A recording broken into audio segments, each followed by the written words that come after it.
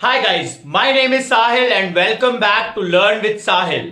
आज के वीडियो में हम लोग पार्ट्स ऑफ स्पीच स्टार्ट करेंगे। पिछले वीडियो में मैंने आपको बताया था कि पार्ट्स ऑफ स्पीच 8 तरीके के होते हैं और कुछ स्ट्रक्चर भी मैंने आपको बताए थे। आज जो हम पार्ट्स ऑफ स्पीच शुरू करेंगे उसका नाम है नाउन और प्रोनाउन। वीडियो बदलने से पहले मैं जानता हूं कि आप लोग सोचेंगे कि नाउन और प्रोनाउन ये तो सबको आता है। देखो, मैं आज आपको जो एक्सप्लेनेशन बताऊंगा ना नाउन और प्रोनाउन का, वो एक यूनिक एक्सप्लेनेशन होगा और आपके लिए बहुत इंपॉर्टेंट है, वो स्पोकन पार्ट के लिए और आपकी अंडरस्टैंडिंग के लिए। तो एक नए तरीके से नाउन और प्रोनाउन को पढ़ेंगे। चलिए शुरू करते हैं बिना किसी देरी के। नाउन और प्रोनाउन, देखो नाउन और प्रोनाउन की जब मैं बात करता हूं तो वो दोनों ही पहले साथ में पढ़ेंगे हम लोग। क्यों पढ़ेंगे साथ में? क्योंकि इन दोनों का रिलेशन है आपस में। ठीक है, क्या रिलेशन है? देखो, पहले हम लोग इसकी इजी सी डेफिनेशन देख लेते हैं। मुझे पता है आपको डेफिनेशन आती होगी, बट फिर भी मैं आपको इजी डेफिनेशन देता हूं जो आपको याद रखनी है। ठीक है, नाउन की डेफिनेशन आपने पढ़ी होगी, नेम ऑफ प्लेस, पर्सन, ये सब वगैरह छोड़ दो उसे। एक डेफिनेशन याद रखो, everything which we see is a noun. क्या डेफिनेशन होगा? Everything which we see is a noun. Which we see is a noun. ठीक है, हर वो चीज जो आपको दिखती है वो क्या होगी? नाउन होगी। बस आपको ये डेफिनेशन याद रखनी है नाउन की। ठीक है, नेम, प्लेस, पर्सन, उसमें सब कुछ आ जाएगा। जैसे फॉर एग्जांपल आपको कोई आदमी दिख रहा है, आपका फ्रेंड है अमन। अब अमन क्या है? नाउन है, आपको दिखता है ना। मोबाइल फोन आपको दिखता है, वो भी नाउन है। लैपटॉप, फैन, टेबल, चेयर, हर वो चीज जो दिखती है वो क्या होगी? नाउन होगी। ठीक है, तो ये आपकी पहली डेफिनेशन हो गई नाउन की। दूसरा, कुछ ऐसे नाउन्स होते हैं जो दिखते नहीं है लेकिन आप फील कर सकते हैं, जैसे लव, हेट, डिजायर, यानी मतलब कुछ ऐसे नाउन्स हैं जो आपको दिखते नहीं है। लव दिखता नहीं है लेकिन आप फील कर सकते हैं। ऐसे नाउन्स को हम बोलते हैं एब्स्ट्रैक्ट नाउन्स। क्या बोलते हैं? Abstract nouns. ठीक है, एब्स्ट्रैक्ट नाउन्स के बारे में हम लोग बाद में पढ़ेंगे। अभी आप लोग सिंपल याद रखें कि नाउन वो चीज है जो हर वो चीज जो दिखती है वो क्या होती है? नाउन होती है। बस ये डेफिनेशन याद रखें। क्लियर? तो ये हो गई हमारी नाउन की डेफिनेशन। अब प्रोनाउन क्या होता है? प्रोनाउन आपने सुना होगा, हर वो जो हम नाउन की जगह पे यूज करते हैं, तो बिल्कुल सही है। The words which we use in place of noun are known as pronouns. ठीक है, प्रोनाउंस हम लोग क्यों यूज करते हैं? क्योंकि बार बार हम नाउन को यूज करने के बजाय हम लोग उसकी जगह पे प्रोनाउन लगा देते हैं और उसे जनरलाइज कर देते हैं। ठीक है, डेफिनेशन आपको याद नहीं रखनी है, इसका एक्सप्लेनेशन याद रखना है अंडरस्टैंडिंग के लिए। ठीक है, अब देखो, अब बहुत इंपॉर्टेंट चीज जो मैं आपको समझा रहा हूं। देखो, नाउन और प्रोनाउन ये दोनों ही चीजें जो पार्ट्स ऑफ स्पीच है, ये फर्स्ट पार्ट ऑफ स्पीच है, दोनों ही। फर्स्ट पार्ट है नाउन, सेकंड पार्ट है प्रोनाउन। ये दोनों ही चीजें हमेशा या तो सब्जेक्ट बनेंगी या फिर ऑब्जेक्ट बनेंगी। मैं दोबारा रिपीट कर रहा हूं, या तो नाउन हमारा या प्रोनाउन क्या बन सकता है? या तो हमारा सब्जेक्ट बन सकता है या फिर हमारा क्या बन सकता है? ऑब्जेक्ट बन सकता है। ठीक है, मैंने आपको सब्जेक्ट ऑब्जेक्ट के बारे में बताया था। तो सब्जेक्ट और ऑब्जेक्ट या तो हमारा नाउन बनेगा या फिर क्या बनेगा? प्रोनाउन बनेगा। ठीक है, इसके अलावा एक चीज याद रखेंगे, इसके अलावा तीसरी कोई चीज कभी भी सब्जेक्ट या ऑब्जेक्ट नहीं बन सकती। यानी या तो नाउन सब्जेक्ट बनेगा या फिर क्या बनेगा? प्रोनाउन सब्जेक्ट बनेगा। इसके अलावा तीसरी कोई चीज, तीसरी पार्ट ऑफ स्पीच, कोई भी other part of speech subject या ऑब्जेक्ट नहीं बन सकता। ठीक है, यह आपका एक्सप्रेशन नंबर 1 होगा। क्लियर? अब देखो, अब हम बात करते हैं सब्जेक्ट बनेगा ऑब्जेक्ट बनेगा, कैसे बनेगा उसको समझते हैं। देखो, एक सेंटेंस में लेता हूं, सेंटेंस से आपको थोड़ा सा एक्सप्लेन करूंगा। मैंने कहा फॉर एग्जाम्पल, आई मेट अमन। ठीक है, ये क्या है हमारा? ये पूरा एक सेंटेंस है, इजी सेंटेंस ले लिया। ये हमारा क्या है? सब्जेक्ट है, ये वर्ब है और ये ऑब्जेक्ट है। ठीक है, अब सब्जेक्ट जो है, अगर आप लोगों को नहीं पता है सब्जेक्ट को कैसे आइडेंटिफाई करते हैं या फिर ऑब्जेक्ट को कैसे करते हैं, मैंने एक पिछली सीरीज डाल रखी है, उसमें पहला जो वीडियो है वो जाके देख लेना। सब्जेक्ट और ऑब्जेक्ट को कभी भी किसी भी सेंटेंस में आइडेंटिफाई कर लोगे आप बिना किसी की हेल्प के। ठीक है, तो यहां पे सब्जेक्ट हो गया, ये वर्ब हो गया, ऑब्जेक्ट हो गया। क्लियर? अब देखो, आई जो है हमारा प्रोनाउन है। ठीक है, प्रोनाउन अभी मैं आपको लिस्ट दूंगा, बट आप ये समझ, आई जो है वो हमारा क्या है? प्रोनाउन है। ठीक है, ये क्या है? प्रोनाउन है। और अमन क्या है हमारा? ये क्या है? नाउन है। ठीक है, मैंने आपको कहा हर वो चीज जो दिखती है वो क्या होती है? नाउन होती है। अमन दिखता है आपको तो नाउन हो गया। क्लियर? अब इस सेंटेंस को अगर मैं उल्टा कर दूं तो मैं जैसे सब्जेक्ट को ऑब्जेक्ट, ऑब्जेक्ट को सब्जेक्ट बनाना चाहूं तो क्या करूंगा मैं? अमन मेट। अब क्या यहां पे मैं आई लिख सकता हूं? यहां पे मैं आई नहीं लिख सकता हूं, यहां पे मुझे क्या लिखना पड़ेगा? मी लिखना पड़ेगा। क्यों लिखना पड़ेगा मी? इसके पीछे का मैं आपको रीजन बताता हूं। देखो, जब नाउन और प्रोनाउन को हम यूज करते हैं ना, तो नाउन तो सब्जेक्ट की जगह ऑब्जेक्ट की जगह सेम यूज हो जाता है। यहां पे देखो, अमन जब अमन जो हमारा नाउन था वो जब ऑब्जेक्ट बन रहा था तब भी वो अमन ही था, जब वो सब्जेक्ट बन गया तब भी वो अमन ही था। ठीक है, तो ये मैंने क्या बताया कि नाउन के केस में नाउन या तो सब्जेक्ट बने या फिर ऑब्जेक्ट बने, वो सेम ही रहेगा। ठीक है ना, नाउन कभी नहीं बदलेगा, चाहे वो सब्जेक्ट की जगह है चाहे वो ऑब्जेक्ट की जगह है। लेकिन प्रोनाउन जो होता है ना वो बदल जाता है। ठीक है, प्रोनाउन अगर सब्जेक्ट की जगह आ रहा है तो उसकी जगह हम डिफरेंट वर्ड यूज करेंगे, और अगर वो ऑब्जेक्ट की जगह आ रहा है तो उसे हम डिफरेंट वर्ड यूज करेंगे। और यही आता है हमारा कॉन्सेप्ट सब्जेक्टिव और ऑब्जेक्टिव केसेस का। आपने सुना होगा सब्जेक्टिव केसेस और ऑब्जेक्टिव केसेस होते हैं। क्या होते हैं ये सब्जेक्टिव केसेस और ऑब्जेक्टिव केसेस? देखो यहां पे मैं एक टेबल बना रहा हूं, इस टेबल को अच्छे से समझ लो। ठीक है, सब्जेक्टिव केसेस और ऑब्जेक्टिव केसेस ऑफ प्रोनाउन। ठीक है, ऑब्जेक्टिव और सब्जेक्टिव केसेस, क्या क्या केसेस होते हैं? देखो, सब्जेक्टिव केस आई होता है, इसका ऑब्जेक्टिव केस क्या हो गया? यहां पे अभी देखो मैंने क्या लिखा, मी।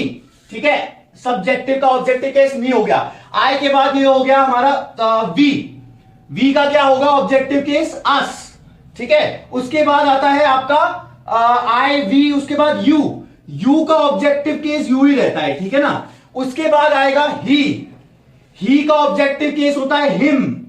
उसके बाद आता है हर का ऑब्जेक्टिव केस होता है, सॉरी ही नहीं, उसके बाद आता है शी का ऑब्जेक्टिव केस होता है हर के बाद में ही शी इट का ऑब्जेक्टिव केस क्या होता है? इट का ऑब्जेक्टिव केस इट ही होता है। ठीक है ना, इट का ऑब्जेक्टिव केस क्या होता है? इट ही होता है। यू और इट ये दो ऐसे हैं जिनका ऑब्जेक्टिव केस सेम होता है। ठीक है, और लास्ट हमारा एक और आएगा, वो आएगा दे, और दे का ऑब्जेक्टिव केस क्या होगा? देम। ठीक है, अब ये है क्या, केसेस का मतलब क्या है? देखो ये आपने लिस्ट पहले भी देखी होगी, लेकिन मैं आपको क्या कॉन्सेप्ट समझा रहा हूं वो समझो। कॉन्सेप्ट ये है, देखो आप जब भी नाउन को तो चाहे आप सब्जेक्ट की जगह यूज कर दो चाहे ऑब्जेक्ट की जगह यूज कर दो सेम ही रहेगा, लेकिन प्रोनाउन को अगर आप सब्जेक्ट की जगह यूज करोगे तो सब्जेक्टिव केसेस लगाओगे, अगर प्रोनाउन को आप ऑब्जेक्ट की जगह यूज करोगे तो हमेशा ऑब्जेक्टिव केसेस आएंगे। ये आपको समझना है। ठीक है, तो यहां पे हमने देखो ऐसे ही किया था, जब ये आए हमारा प्रोनाउन था, ये तो सब्जेक्ट की जगह आ रहा था तो इसकी जगह हमने क्या लगाया? सब्जेक्टिव केस, जो कि आए था। और अगर इसको हमने ऑब्जेक्ट की जगह, जब हमने इसको ऑब्जेक्ट की जगह यूज किया तब हमने आई नहीं लगाया, हमने इसका ऑब्जेक्टिव केस लगाया जो कि क्या था? मी था। समझ में आ रहा है? तो सब्जेक्ट और ऑब्जेक्ट, ये ध्यान रखना, नाउन जो है और प्रोनाउन जो है या तो वो सब्जेक्ट बनेगा या फिर ऑब्जेक्ट बनेगा। जब वो सब्जेक्ट बनेगा तब अलग केसेस यूज होंगे प्रोनाउन के केस में, और जब वो ऑब्जेक्ट बनेगा तब वो अलग केसेस यूज होंगे प्रोनाउन के केस में। लेकिन नाउन जो है उसके केस में कोई केसेस नहीं है, सब्जेक्ट बने चाहे ऑब्जेक्ट बने, नाउन नाउन ही रहेगा, वही नाम रहेगा। यहां पे हमने उस चीज को क्रॉस चेक कर लिया। ठीक है, अब आ जाओ थर्ड कॉन्सेप्ट पे, जो कि एक और इंपॉर्टेंट कॉन्सेप्ट है, जो है हमारा पॉजेसिव का। ठीक है, एक बार इसका स्क्रीनशॉट ले लो, फिर मैं आपको पॉजेसिव का कॉन्सेप्ट समझाऊंगा कि पॉजेसिव केस क्या होता है, जो हम इंपॉर्टेंट केस होता है। ठीक है, इसका स्क्रीनशॉट ले लो।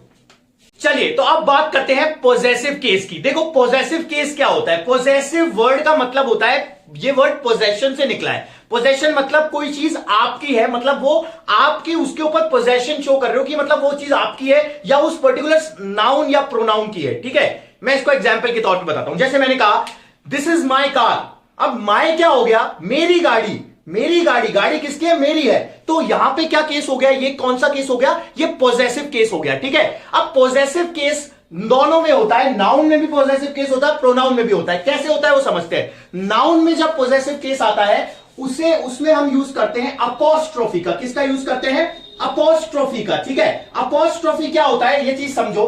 देखो नाउन जब आप बात करोगे ना, नाउन के अंदर, यहां पे से मैं एरो ले आता हूं, नाउन में जब आप पॉजेसिव केस बनाओगे तो उसमें अपोस्ट्रोफी एस का यूज करोगे। अपोस्ट्रोफी एस का मतलब क्या होता है? जैसे मैंने कहा दिस इज साहिल्स कार, क्या सेंटेंस बनाया? मैंने कहा this is Sahil's car, Sahil's car. ये जो ऊपर वाला ये जो कॉमा होता है ऊपर वाला, इसको हम बोलते हैं अपोस्ट्रोफी, अपोस्ट्रोफी एस। ठीक है, यहां पे देखो साहिल की कार, किसकी कार? साहिल की कार। तो जब भी आप पॉजेसिव केस बनाओगे नाउन के केस में, तब आप अपोस्ट्रोफी लगाओगे। यहां पे दिख रहा है साहिल क्या है? नाउन है। मैंने आपको बताया हर वो चीज जो दिखती है वो क्या होती है? नाउन होती है। ठीक है, तो साहिल नाउन है, किसकी गाड़ी? साहिल की गाड़ी। तो पोजेशन जब शो हो रहा है, यानी उसकी, जब ये थी गाड़ी, जिसके नाम पे है यानी जिसकी है उसका पोजेशन शो करने के लिए, उसके ऊपर ये शो करने के लिए कि ये चीज उसको बिलोंग करती है, उसके लिए हम लोग क्या यूज करते हैं, पोजेसिव केस यूज करते हैं। और नाउन के केस में पोजेसिव केस कैसे बनाओगे,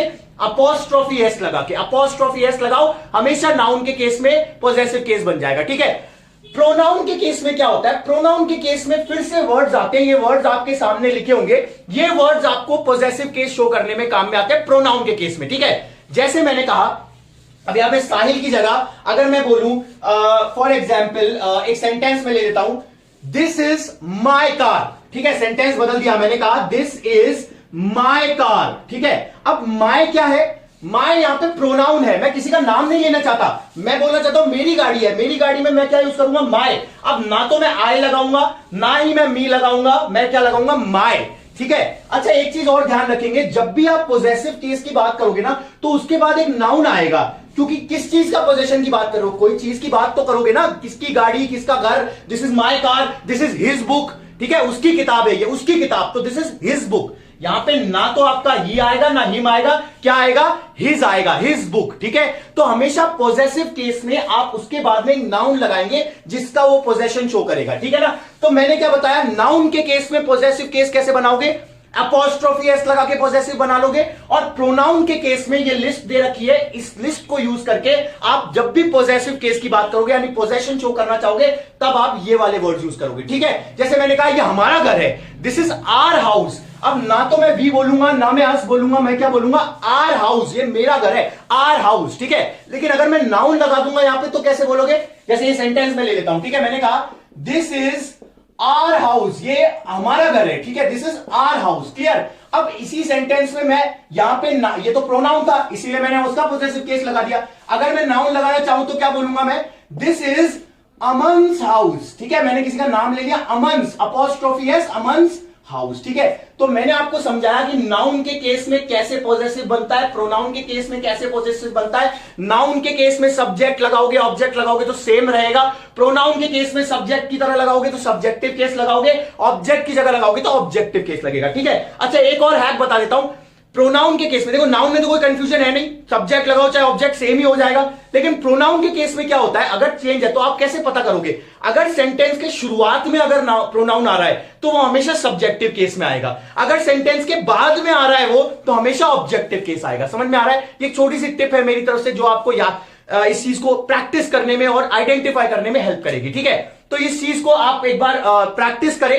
मैंने पिछली क्लास में एक एनालाइजेशन टेक्निक बताई थी, फिर से मैं रिपीट कर देता हूं। एनालाइजेशन टेक्निक में आपको क्या करना है, कोई भी एक आर्टिकल ले लो, उसमें एक पैराग्राफ आप पढ़ो, कहीं से भी पढ़ लो, नॉवल से पढ़ लो, बुक से पढ़ लो, किसी भी चीज से पढ़ लो, न्यूज़पेपर से पढ़ लो, और आप वहां पे कोशिश करो आइडेंटिफाई करने की कि कौन सा सब्जेक्टिव केस है, कौन सा ऑब्जेक्टिव केस है, कौन सा पॉजेसिव केस है। ठीक है, उस तरह से क्या होगा, आपके ब्रेन को रिविजन होता रहेगा, ऑटोमेटिकली जब आप बोलोगे तो आपको कॉन्फिडेंट फील होगा। ठीक है ना, कि रूल रटने से नहीं होगा बच्चे, अगर आप रूल रट के अगर आप रूल लगाने की कोशिश करोगे तो बोलते वक्त रूल नहीं लगेगा, आपको हमेशा अपनी अंडरस्टैंडिंग डेवलप करनी होगी और कॉन्फिडेंस अंदर से अपने आप आएगा। ठीक है, तो ये कॉन्सेप्ट्स है, एक बार इन्हें फिर से रिवाइज कर लो, कोई भी डाउट्स हो तो आप कमेंट में डाल सकते हैं, एंड अगर वीडियो अच्छा लगा हो तो लाइक करें, चैनल को सब्सक्राइब करें। Guys I hope you are liking the content. Next video में मैं आपसे मिलता हूं अगले पार्ट ऑफ स्पीच के साथ जो कि वर्ब्स है, बहुत इंपॉर्टेंट है। See you in the next class, thank you so much, take care and stay safe, see you, bye bye, thank you.